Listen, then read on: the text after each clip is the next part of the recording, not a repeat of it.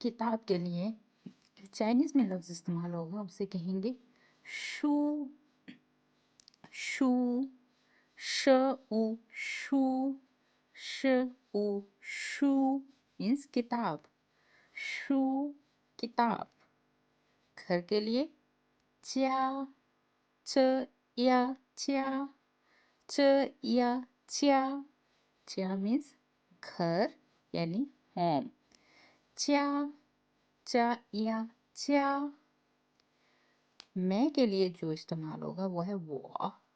वो, वो ओ वो। वो मीन्स आई या मैं। वो, वो थर्ड टोन के साथ। नेक्स्ट, चाय के लिए हमारे पास वर्ड है छा। छा आ छा, छ आ छा।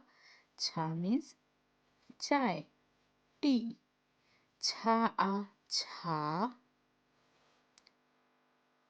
थैंक यू के लिए शिए शिए, ये शिए, ये शिए, शे शिए, शे शिए मतलब थैंक यू।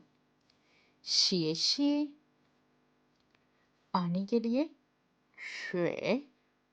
श्वे, श्वे मीन्स वाटर। श वे श्वे, श वे श्वे।